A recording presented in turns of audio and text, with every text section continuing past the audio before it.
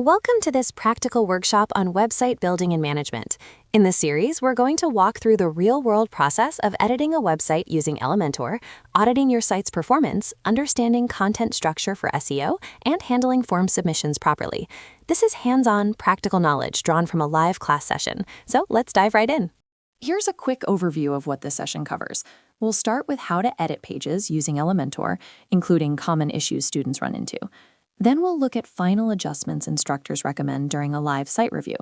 After that, we'll talk about content structure and what an SEO score of 90 actually means. And finally, we'll dig into how contact forms work and where submitted data actually goes. Let's start with the basics of editing a page using Elementor. The first thing you need to do is navigate to the specific page you want to edit inside your WordPress dashboard. From there, you click Edit with Elementor. This opens up the Elementor editor directly. Once inside, you'll see the block section appear within the page itself. The key point here is that you must be on the correct page before you launch Elementor, otherwise you'll be editing the wrong content. This Edit with Elementor button is your gateway into the visual editor. It's not the same as the standard WordPress block editor. Elementor gives you a drag-and-drop interface with far more design control. Make sure you're clicking this from the right page.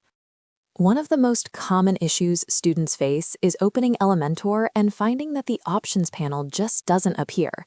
The instructor is very clear here. This is not a big problem. In most cases, it's a browser cache issue, and a simple page refresh will fix it. If you're trying to access the design library and it asks you to create an account, that's expected. You do need an account to access that feature. Don't panic when these things happen. They're routine. The design library in Elementor is a feature that gives you access to pre-built templates and design kits. When the instructor says, go to the design library, they mean a specific section within the Elementor panel. It's nearby, not hidden deep in the settings. However, to actually use it, you need to have an Elementor account. If you haven't created one yet, you'll be prompted to do so. This is a one-time setup step. Just to be clear, creating an Elementor account is free. You go to elementor.com, sign up, and then you'll be able to access the design library from within your editor. Without this account, the library simply won't load, which is why the instructor flags it as a required step. Here's an important class requirement. Every student is asked to send their website URL, either in the group chat or in the class chat. The instructor will then go through each site one by one and conduct an audit. This is not optional. The class does not move to the next chapter until everyone's site has been reviewed. So if you haven't sent your URL yet, that's your action item right now. Beyond the instructor's review, there's also a self-audit tool that students can use on their own. This tool tells you exactly how much work is still left on your website, so you're not guessing. You can see at a glance what's done and what still needs attention. The instructor mentions this will be shown in more detail later in the session, but the key takeaway is, don't wait for the instructor to tell you your site has problems. Audit it yourself first. During the live review session, the instructor goes through each student's website and checks several key things. First, whether the SSL certificate has been installed via cPanel. This is a security requirement. Second, whether the student is working on a subdomain or the main domain. Third, how text is aligned. Center alignment is the recommendation. And then there are design-specific items, like whether a scroll-to-top button is present and whether the sidebar is being used appropriately. Let's look at each of these in more detail. The SSL certificate is one of the most important items. Without it, your website shows as not secure in browsers, which hurts both user trust and your SEO ranking. The instructor specifically tells students to install it via cPanel. If you haven't done this yet, it's a priority. Several students in the session had built their practice sites on a subdomain, but left their main domain completely empty. The instructor points out that while using a subdomain for practice is fine, you should eventually have something on your main domain as well. Think of the subdomain as your sandbox and the main domain as your actual product. One of the most common design feedback points in the review was text alignment. The instructor recommends center aligning text for a cleaner, more professional appearance. Whether you're using Elementor or the default WordPress editor, you can apply center alignment. Beyond alignment, the instructor also advises against heavy sidebars. Less is more. Readers should land on your page and immediately understand what you're offering, without being overwhelmed by too much content at once. The instructor recommends adding a scroll-to-top button to your website. This is a small button, usually a circle with an upward arrow, that sits in the corner of the page and lets users jump back to the top without scrolling all the way up manually. In Elementor, you can implement this using a toggle widget or through pagination settings. It's a small detail, but it significantly improves user experience, especially on pages with long articles. Now, let's talk about content structure and SEO. The instructor sets a clear benchmark. Your structure score should reach 90 or above for your site to be considered SEO ready. This score reflects how well your site is technically organized. Things like heading hierarchy, meta descriptions, clean URLs, image alt text, and internal links. But technical structure alone isn't enough. The content itself also needs to be high quality, original, and well formatted. Both dimensions matter. Why 90? Because search engines like Google use crawlers that read the structure of your page. If that structure is broken or incomplete, even great content won't rank well. Think of structure as the foundation. You need it solid before anything else on top of it can perform. To use the SEO audit tool the instructor references, you'll need to create an account on the platform. Once you're in, you enter your website URL, and the tool gives you a breakdown of your structure score, performance metrics, and content gaps. This is the same tool the instructor uses during the live review. It will be demonstrated in full detail during the SEO chapter, but the key message now is create your account so you're ready when we get there. Let's now look at how contact forms actually work. When a visitor fills out a form on your website and hits submit, that data doesn't just disappear. WordPress, along with your form plugin, processes the submission and sends an email notification to your inbox. By default, this goes to whatever admin email address is configured in your WordPress settings. This is the basic flow, and it's important to understand it before we look at more advanced configurations. Here's a practical question one of the students raised, and it's a great one. If you manage multiple websites, all form submissions land in the same inbox. How do you know which site sent which email? The answer is to configure specific email triggers per website. You can either use a dedicated email address for each site's forms or set up unique subject lines so you can immediately identify the source. This is especially important for client work, where you need to keep submissions organized. Most popular form plugins give you full control over the email settings for each form. You can set a custom subject line, like New Message from Mindcare Nepal, so that when it lands in your inbox, you know exactly where it came from without having to open it. This is a simple but powerful workflow habit to build from the start. The instructor wraps up the review with an important piece of advice for students who haven't started yet or who are feeling stuck. Start with a template. Templates give you a fully working structure right away, and the act of customizing them teaches you how every element of Elementor and WordPress works. You don't need to build from scratch to learn. In fact, for practice purposes, starting from a template is actually the recommended approach. The instructor acknowledges every student's effort and encourages those who haven't finished to give it a little more time. So, continuing from where we left off, the first task for everyone is to share your website URL in the class chat or group. The instructor will review every single submission and conduct an audit before the class moves on to the next chapter. Even if your website isn't fully complete yet, that's okay. Everything you've worked on from day one will be reviewed. No one gets left behind in this process. This is an important point. Even if your website is not finished, you should still submit the URL. The instructor wants to see all the progress you've made from the very first day, so don't hold back thinking it needs to be perfect first. One common question that came up in class was about a page labeled Elementor page appearing in WordPress. The instructor's advice is to use Quick Edit to rename it, for example to Block Page, and then add it to your navigation menu. Crucially, if you want to remove a page, use Trash rather than Delete. Trashing keeps it recoverable. Deleting it permanently removes it. The reason the instructor emphasizes trashing over deleting is simple. If you make a mistake or change your mind later, a trashed page can be restored. A deleted page is gone for good. It's a small habit that saves a lot of headaches down the road. After renaming a page using Quick Edit, there's one more step. You need to go into page settings and update those settings to match. It's not enough to just rename the page. The settings need to reflect the same changes. Think of it as making sure both sides of the door are labeled the same way. Consistency between Quick Edit and page settings keeps your site clean and avoids broken links. When the instructor audits your website, it's not just a quick glance. Several things get checked: page speed, site structure, content quality, SEO readiness, form validation, and plugin setup. This comprehensive review is the gateway to the SEO chapter. The idea is that you build a solid foundation first, and only then do you layer SEO strategies on top of it. This is a deliberate sequence. The instructor is very clear. SEO is not the immediate next step. First, your website needs to pass the audit. Only once everything is in good shape does the class move into SEO topics. Rushing to SEO with a poorly built site wastes effort. During the website setup review, the instructor checked a few structural elements. One of them is pagination, sometimes called top toggle, which controls how your blog articles are listed and navigated.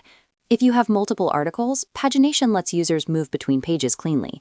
The instructor also confirmed that the booking form on the reviewed site was properly set up and validated, which is a requirement before the audit passes. The instructor took a moment to appreciate a student's domain name choice, and it's worth understanding why. A good domain name works on two levels. From the user's perspective, it should be something people would naturally type or remember. From an SEO perspective, a domain with relevant keywords in a less competitive space can rank significantly faster. The instructor noted that this particular domain had strong potential on both fronts. To use the audit tools the instructor is introducing, students need to create an account on the tools platform. Once you're in, you can check your website's structure, speed, and overall SEO readiness. The instructor uses a grading analogy here. If your site scores B+ or A, it's in a position where ranking becomes much more natural and achievable. The goal is to build from B upward before diving into SEO strategy. The grading scale is a practical mental model. Think of your website's quality score like a student's grade. A D or C site will struggle to rank, no matter how much SEO you apply. But a B+ or A site, one that's fast, well-structured, and properly set up, responds much better to SEO efforts. That's the target zone. A student raised a very practical question. They were getting emails from many different sources in one inbox, and they wanted to trigger notifications only from their specific website's contact form. The instructor explained the cleanest solution. Create a separate, dedicated Gmail account specifically for your company or website, and set that as the recipient email in your contact form. That way, form submissions are completely isolated from your other emails. Here's exactly how to do it in WordPress. Go to your Forms section, click on All Forms, then open the settings for the specific form. Navigate to Notifications, find the Administrator email field, and replace the existing email with your new dedicated Gmail address. Once saved, all form submissions will route exclusively to that inbox. Let's walk through the exact steps inside WordPress. From your dashboard, go to your Forms plugin, WP Forms or whichever you're using. Click All Forms, then hover over the form you want to configure and click the Settings gear icon. Inside Settings, navigate to the Notifications tab. There you'll find the Administrator email field. This is where you replace the default email with your dedicated company Gmail. Save and you're done. The Administrator email field is the key setting here. By updating this single field, you control exactly where form submission notifications go. You can even set different emails for different forms on the same website, which is powerful if you have a contact form, a booking form, and a newsletter sign-up all going to different team inboxes. Another question that came up was about downloading files. A student was confused because downloading wasn't working from where they expected. The instructor clarified that media files in WordPress are stored in the media library, not directly accessible from the page editor. To download any file, images, PDFs, anything, you need to go through the dashboard, then media, then library. From there, you can open any file and access its download link. Now, moving into plugin management, one of the most important housekeeping steps when setting up a WordPress site. The process is straightforward. Go to your plugins section, select all installed plugins, deactivate them, and then delete them. This clears out everything unnecessary. After that, you install only the plugins you actually need, primarily Elementor for page building, Classic Editor, Rank Math for SEO, and WP Forms. An important detail here, WordPress requires you to deactivate plugins before you can delete them. You can't skip that step. Also, you might notice that a plugin like Yoast SEO or similar built-in SEO tools are being removed. That's intentional. Rank Math is the preferred SEO plugin here, and it handles everything you need, so there's no reason to keep duplicates. A very common problem that comes up during WordPress setup is the site simply refusing to load. There are three main culprits. First, an outdated PHP version. WordPress is built on PHP, and if your hosting server is running an old version, the site won't render properly. Second, a server-side issue on the hosting provider's end. And third, a conflicting plugin that's breaking the site's functionality. The fix involves going into your cPanel, opening the file manager, and navigating through public_HTML, then WP content, and into the plugins folder. From there, you can manually delete any plugin that might be causing the conflict, even when the WordPress dashboard itself won't load. After deleting, go back and refresh your domain. If the issue is PHP version, that's updated separately through cPanel's PHP Selector tool. For students participating in online classes, sharing your screen is a key skill. When you click the Share Screen button, a pop-up appears with 3 options: Chrome tab, Window, or Entire Screen. Always choose Entire Screen so the instructor can see everything you're working on. There's also a presentation option in the Reactions panel on the side, which serves a similar purpose. Getting comfortable with this makes troubleshooting sessions much smoother. Here's a fundamental insight about SEO. The way you type your domain name into a browser is completely different from how a real user searches on Google. You might type your exact URL, but your potential customers are typing things like best therapy near me or affordable therapy services. SEO is about bridging that gap, making sure your content matches the language and intent of real searches, which is what actually drives rankings. Local SEO is incredibly powerful, and the exciting thing is that a student in this class already has a therapy business ranking on Google Maps, which they achieved themselves. Local SEO means optimizing your presence so that when someone nearby searches for your service, your business appears in that top map pack. The essentials include setting up a Google business profile, keeping your name, address, and phone consistent everywhere, using local keywords, collecting reviews, and even optimizing your images with proper alt tags. One thing worth calling out specifically is image SEO. It's often overlooked by beginners. When you upload images to your website, you should be adding descriptive alt text that tells Google what the image is about. Even optimizing just 1 or 2 images can contribute to better rankings. It's a small step that adds up over time, and it's something that's already being done on the therapy site we're looking at. When evaluating how well your website is performing, there are 4 key metrics to look at: performance, accessibility, best practices, and SEO score. Tools like Google Lighthouse or PageSpeed Insights give you a score for each of these, and they highlight exactly what needs to be fixed. It's important to run this audit on both the desktop and mobile versions of your site, since they can score very differently. Drilling into what affects each score, performance is usually dragged down by large unoptimized images, slow server response, or heavy content blocks.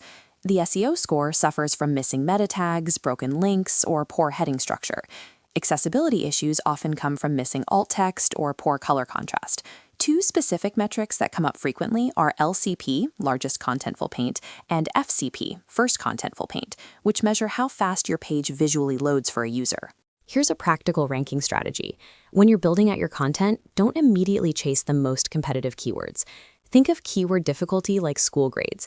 A+ and A grade keywords are extremely competitive. Big websites dominate those. Instead, start by targeting B to B+ difficulty keywords. These are easier to rank for. You'll see results faster, and once you build authority, you can move up toward the harder terms. This applies to blog posts, service pages, and local landing pages. Blogs are one of the most effective tools for long-term SEO, and building them out is the next major step after your pages are live. The content pyramid model works well here. You have your main pillar pages at the top covering broad topics, then supporting blog posts that answer specific questions or cover local topics, and then internal links connecting everything together. Each blog post should target 1 keyword, use proper heading structure, include optimized images, and link back to your service pages. Managing your media files in WordPress is done through the Media section in the backend dashboard. If you need to download an image or file you've already uploaded, for example, to edit it in Photoshop, you go to Media, scroll to find your file, click on it, and use the download option. SVG files and standard image formats are all accessible this way and can be opened in Photoshop or any design tool without any issues. A layout issue that comes up frequently is when a design element, like a header image or banner, looks perfect on the homepage, but appears broken or misaligned on other pages, like the services page. The root cause is usually that the template was applied globally, but each page has different container structures. The fix is to make sure each page uses full-width containers, and when placing elements like headers in Elementor, select the entire width option so it scales consistently across all pages. Visually, you can see the difference. On the home page, the container stretches edge to edge, but on the services page, the same element is constrained to a narrower box. The fix in Elementor is to click on the section, go to Layout Settings, and change content width to full width. Once that's consistent across pages, the element will display the same way everywhere. It's a small setting, but it causes a lot of confusion for beginners. As the class moves forward, here's where everyone should be.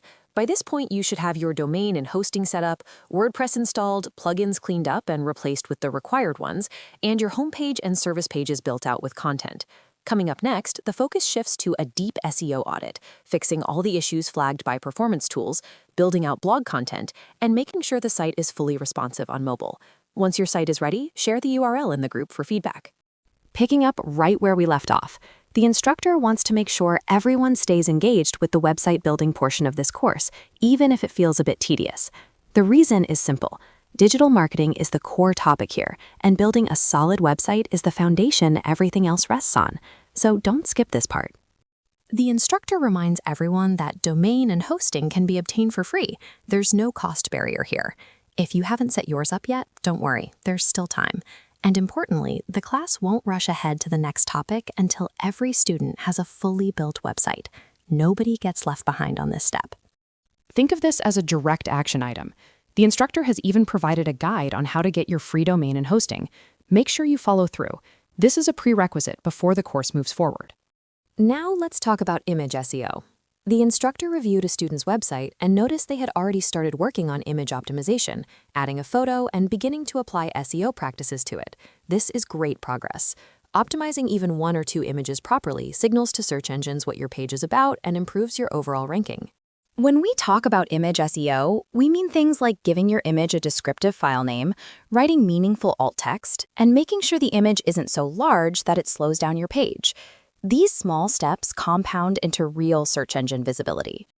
After images, the next milestone is building out your blog content. The instructor mentions that students should now start creating blog posts on their websites. Blogs are one of the most powerful tools in digital marketing. They establish your authority in your niche and bring in organic traffic from search engines over time. Here's a powerful idea the instructor shares. If you focus deeply on a specific industry niche, you can operate as a one-man army. You don't need a big team. With the right skills, the ones being taught in this course, a single person can build enough authority, create enough content, and drive enough traffic to compete in that niche effectively. The takeaway here is that specialization is your competitive advantage. Once you've learned these skills properly and applied them with detail and consistency, you don't need to spread yourself thin. Go deep into one industry and own it. The instructor reviewed a student's website across both mobile and desktop versions. The base performance SEO was actually decent on both. That's a good sign. But this connects back to something mentioned earlier, link structure. Broken or poorly organized links affect both versions of your site and need to be addressed as part of your overall SEO health. However, the structure wasn't quite right. The instructor flagged that the site's structural organization needs work. This means how your pages are linked, how content is arranged, and how search engines can crawl through the site logically. Structure problems hold back even good content from ranking well. The SEO audit gave this student's website a grade of C. That's not a failing grade, but it's a clear signal that substantial work remains. The instructor is direct. A C means you need to get to work. The most important area to fix is content structure. How your content is organized and presented on the page matters enormously to both users and search engines. The instructor is very clear on this point. Content is the main thing. It was mentioned earlier in the course, and it's being reinforced here. Good content structure, meaning well-organized, relevant, readable content, is what separates a C-grade site from an A-grade site. Everything else supports the content, but the content itself must be strong. Think of your website's SEO like a pyramid. The foundation is technical SEO, links, speed, tags. But what sits above that, and what ultimately drives your ranking, is content structure and high-quality content at the top. The instructor's advice is simple. Play with your content. Reorganize it, improve it. Once you do that, your SEO score will naturally improve. Before the class wraps up, the instructor gives a clear assignment. Finish your website. That means your domain and hosting should be set up, your images should be optimized, and your content should be structured properly. Once you're done, send the website link in the group chat. The instructor will review it there, and only then will the class move on to the next topic. This is your accountability checkpoint. The instructor will personally look at what you've submitted in the group. It's not just a formality, it's how the instructor ensures everyone is ready before the course advances. Take this seriously and get it done. Picking up from where we left off, let's talk about free domain and hosting options. If you haven't grabbed your free domain yet, there's still time. The process is well documented, and once you submit the required documents, you can typically get approved within about 2 days. On the hosting side, there are several free options available, with Infinity Free being one of the most well-known. Now, a word of caution about free hosting. The instructor himself used free hosting when he was learning, and he ran into significant problems: heavy lag, pages not loading, data not being accessible. That's exactly why free hosting is recommended only for practice, not for anything you want to run as a real life project. Infinity Free is probably the most popular free hosting option out there, and many of you have likely heard of it. It does give you a free subdomain, unlimited bandwidth, one email account, and one database, which is actually quite a decent package for getting started. However, the limitations are real. Slow speeds and unreliable loading make it frustrating for anything beyond basic practice. If you're moving beyond practice and into real work, the instructor strongly recommends going with a basic paid hosting plan, something like Kailash hosting. For around 1,400 to 1,500 Nepali rupees per year, you get a reliable environment and access to a support team that actually responds, even at 1 in the morning. You don't need a big, expensive plan. Start with the basic package. It's more than enough while you're still learning. For getting a free domain, the instructor has put together a dedicated YouTube video that walks you through the entire process step by step, including what documents you need to submit. The process itself is straightforward. Find a provider, prepare your documents, submit, and within about 2 days, you'll have your domain. That video is a great companion resource if you're unsure where to start. Once your website is built, there's a specific set of things you need to check before you can confidently move forward. This is what the instructor calls the initial days checklist. Things like your page structure, whether the site is responsive across devices, the quality of your content, basic SEO, performance scores, and security settings. All of these need to be reviewed systematically. Of all the things on this checklist, content quality and structure is highlighted as the most critical. The instructor is very clear about this. Your content is the core of your website. No matter how good your design looks, if the content structure is weak, everything else suffers. This is the foundation you need to get right first. One of the key tools the instructor introduces for checking your website is GT Metrics. It gives your site a grade, from A all the way down to F, based on how fast and well-structured your pages are. If you're getting a grade of C, that's a signal that real work needs to be done.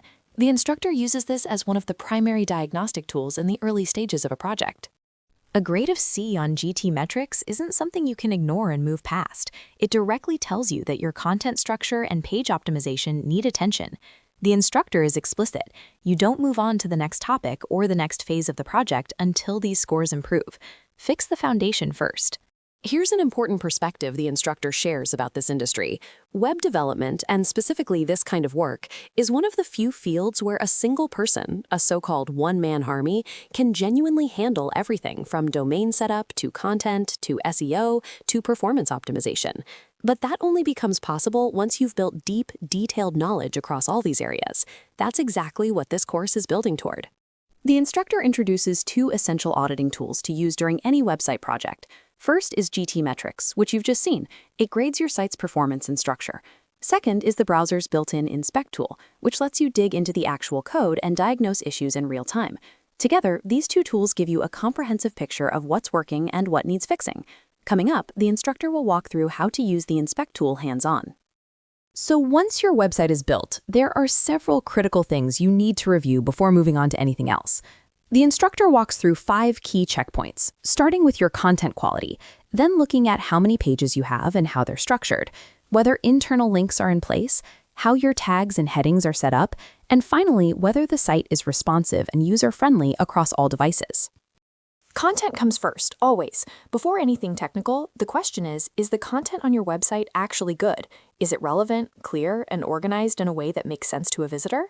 Without solid content, no amount of technical optimization will save your site. Next comes your pages. How many do you have? Are they logically organized?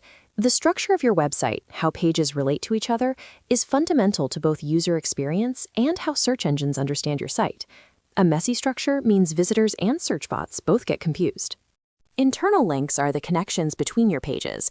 If you have 5 pages, but none of them link to each other, search engines can't crawl your site efficiently, and users can't navigate easily. The instructor specifically calls out checking whether these interpage links exist and are working correctly. One of the most important checks is responsiveness, meaning your website should look good and work properly whether someone is viewing it on a desktop, a tablet, or a mobile phone. The instructor demonstrates this by right-clicking on the web page, selecting Inspect, and then using the device toolbar to simulate how the site looks on different screen sizes. Here's exactly how to do it yourself. Right-click anywhere on your webpage, choose Inspect from the menu, and then look for the small device toggle icon at the top of the inspector panel. Clicking that lets you simulate how your site appears on phones and tablets. For most WordPress sites, the instructor notes, responsiveness is built in by default, but you should always verify.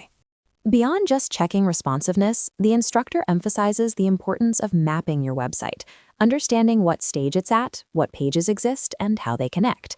Think of it as taking a bird's-eye view of your entire site. This kind of self-audit helps you identify gaps before you move on to more advanced SEO work or new topic creation.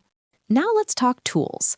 The instructor introduces GT Metrics, a powerful tool that many students may have heard of for speed checking, but it does much more than that. You can use GT Metrics to get an overall performance score for your website, analyze its structure, identify technical mistakes, and understand what's slowing it down. It's essentially a full audit of your site in one place. Most people think of GT Metrics only as a speed checker, and yes, it does that well. But what the instructor wants you to understand is that its real power is in auditing your entire site structure. It can reveal missing tags, broken links, poorly optimized images, and other issues that would hurt your SEO, all from a single report. In the early days of working on any website, whether it's your own or a client's, the instructor recommends using two tools together. First, GT Metrics for a comprehensive audit record. Second, the browser's built-in Inspect tool, also called DevTools, which lets you dig into the live code of any page. Together, these two give you a complete picture of what's working and what needs fixing. Here's a practical scenario the instructor walks through. Imagine a client hands you their website and says, "Optimize this for SEO." What's the very first thing you do? You inspect the structure. Before writing a single piece of content or building a single backlink, you open the site, right-click, hit Inspect, and start reading the HTML. You're looking at the heading hierarchy, the meta tags, the internal links, the bones of the website. Specifically, when you're inside the Inspect panel, you're scanning for a few critical elements. Are the heading tags, H1, H2, H3, being used correctly and in the right order? Are meta titles and descriptions present? Do images have alt text? Are there any internal links, and do they actually work? These are the foundational SEO signals that tell search engines what your page is about. The instructor wraps this section with an important reminder. There are upcoming breaks, a holiday, and around 2 days for elections, and the message is clear. Use that time to practice. Go through your own website, check its responsiveness, run it through GT Metrics, and inspect its structure yourself. If you get stuck, the instructor is available to guide you over messages. The key point is that watching isn't enough. You have to actually do it. Continuing with our website audit workflow, the first thing to check is whether your site is properly responsive. The process is straightforward. Right-click anywhere on your webpage and select Inspect to open the browser's DevTools. From there, you can toggle the device toolbar to simulate different screen sizes. Sites built with WordPress are generally responsive by default, so most of the time, all your elements, including the back-to-top button, should appear correctly across devices. When you toggle the device toolbar, you can switch between mobile, tablet, and desktop views in real time. This lets you catch layout issues immediately, things like elements overlapping, buttons disappearing, or images breaking out of their containers. It's a fast, zero-cost way to verify your site before going live. Two other critical things to check during a responsive audit are page load speed and link redirects. For load time, the benchmark is under 3 seconds. This particular example site was loading in roughly 3 to 4 seconds, which is acceptable for a simple site. But as your site grows in complexity, you'll want plugins to help optimize that. On the redirect side, every link on your site must point somewhere valid. Missing links, especially internal ones, damage both user experience and SEO rankings. Think of it this way. A broken link is a dead end for your visitor. They clicked expecting to go somewhere, and they hit a wall. Search engines notice this too. Google penalizes sites with broken links because it signals poor maintenance. So before you start any SEO work, make sure every single link on your site is working and pointing to the right destination. During this session, a student's live website, Good Luck Flower and Gift Shop, was reviewed in real time. The feedback covered both design and functionality. On the design side, the border around sections was too thick, and the content inside wasn't using the full available width, making it look cramped. The overall structure wasn't visually attractive at first glance. For functionality, the biggest issue was missing internal links. Every major section should link to some page within the website, and that was absent here. These are exactly the kinds of things an SEO professional spots immediately when reviewing a site. It's not just about keywords. The structure, the visual hierarchy, and the internal linking all play a role in how Google evaluates your page. A site that looks disorganized to a human visitor also looks disorganized to a search engine crawler. Fix the structure first, then optimize for SEO. So what exactly is a website audit? It's a full diagnostic check of your website, covering structure, speed, errors, and SEO readiness. You can do a quick audit right from the browser using the built-in Lighthouse tool inside DevTools, or you can use external tools like Google PageSpeed Insights. The key point here is that this works for any type of site, whether it's hand-coded, built on WordPress, or any other platform. The audit tells you exactly where your site stands and what needs fixing. Here's how to run a Lighthouse audit directly in your browser. No extra tools needed. Right-click the page, select Inspect, then navigate to the Lighthouse tab inside DevTools. You'll see options to choose which categories to audit: performance, accessibility, best practices, and SEO. And you can select whether to analyze the mobile or desktop version of the site. Hit Analyze, and within seconds, you get a full report. It's fast, free, and incredibly informative. One important note here, always run the mobile audit first.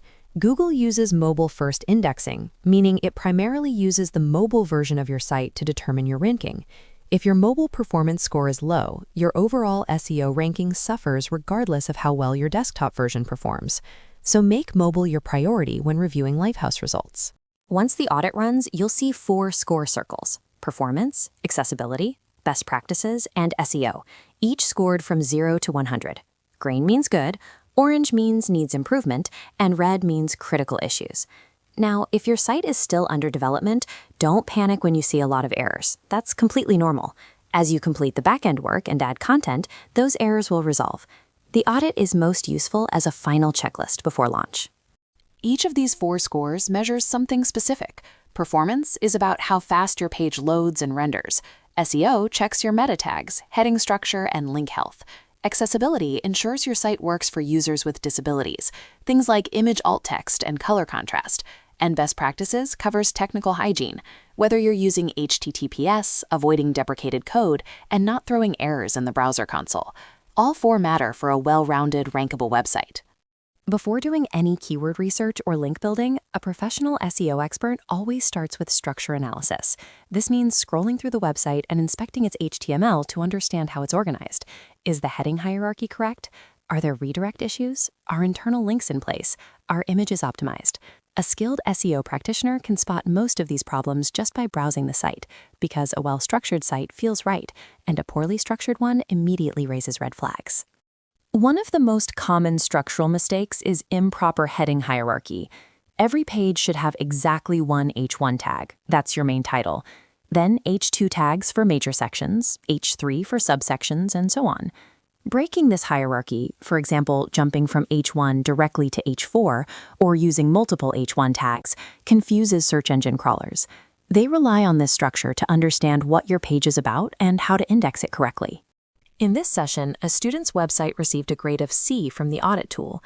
A C grade means the site is functional but has significant issues holding it back from ranking well.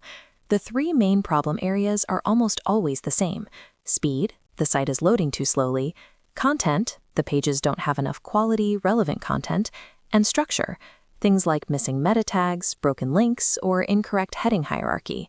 The good news is that a C-grade site can absolutely be improved to an A or B with focused, systematic work.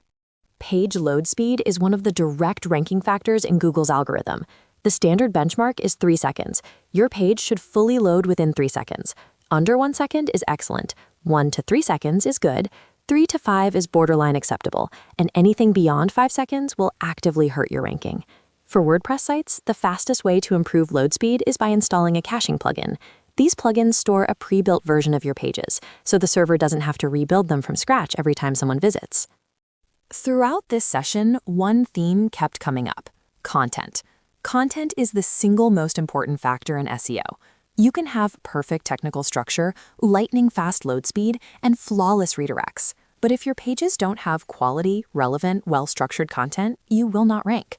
Good content means it's detailed, it uses your target keywords naturally, it's organized with proper headings, and it links to other relevant pages on your site.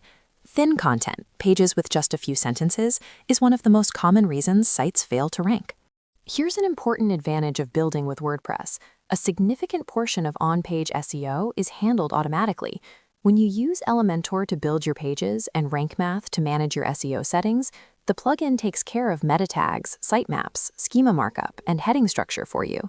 This means WordPress sites are generally easier to rank than hand-coded sites, not because Google favors WordPress, but because the tools make it much harder to accidentally skip important SEO steps. The key plugins to have installed are Elementor, Rank Math, and Classic Editor. These 3 plugins form the essential stack for any WordPress site that's serious about SEO. Elementor handles your visual layout and ensures your page structure is clean. Rank Math gives you a full SEO dashboard where you can set your focus keywords, write meta descriptions, and see a real-time SEO score for every page. And Classic Editor gives you a more straightforward content editing experience. Together, they cover both the technical and content sides of on-page SEO. The recommendation here is to use both audit methods together, not one or the other. The quick Lighthouse audit inside DevTools gives you an instant snapshot during development. The external tools like Google PageSpeed Insights go deeper, giving you more detailed error breakdowns and historical comparisons. Think of the quick audit as your daily health check, and the external audit as your full medical examination. Both are valuable, and both together give you a complete picture of your site's health before you start any serious SEO work. Let's clarify what SEO ranking actually means in practice. Ranking doesn't mean your entire website is ranked. It means specific pages on your site appear at the top of search results for specific keywords. For example, if someone searches Best Digital Marketing Trainer in Nepal, you want your page to appear in position 1, 2, or 3. What determines that position? A combination of speed, content quality, technical structure, and backlinks. All the things we've been discussing in this session directly feed into your ranking potential. A common question in the industry right now is SEO dead because of AI? The short answer is no, and here's why. Yes, AI tools can generate content and answer questions, but Google itself is powered by AI and continues to evolve its search algorithm. The sites that rank are still the ones with the best structure, fastest load times, and most relevant content. If anything, AI is a tool that makes SEO professionals more efficient, not a replacement for SEO itself. The people who learn to use AI alongside strong SEO fundamentals will have the biggest advantage. One of the most critical things when building your website is making sure every single element that should have a link actually has one. When you run an SEO audit, broken links show up immediately as red flags. If a button or section has no link attached, visitors have no idea where clicking it will take them, and search engines penalize you for it. Every navigable element must point to a page within your website. This is especially important because when you later run SEO audits, tools will automatically detect and flag every broken or missing link on your site. You want to fix all of these before you ever submit your sitemap to Google. Otherwise, your ranking potential is severely limited from the start. When you use a template, the color combination you see is just the default. You are absolutely free to change it to match your own brand or preferences. That part is entirely up to you. However, while colors are flexible and personal, the structural elements like links, content placement, and SEO readiness are not optional. Those must be done correctly regardless of what color scheme you choose. A very common question is whether AI-generated content can actually rank on Google. The answer is yes, it can, but it is not automatic. AI gives you a fast starting point, but you still need to apply proper SEO effort on top of it. That means placing the right keywords, writing accurate meta descriptions, structuring your headings correctly, and building internal links. With that combination, ranking a single page within 3 to 4 days is genuinely achievable.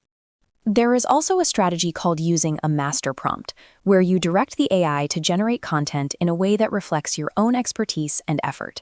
You can also run the output through humanizer tools, which rephrase and restructure the text so it reads more naturally.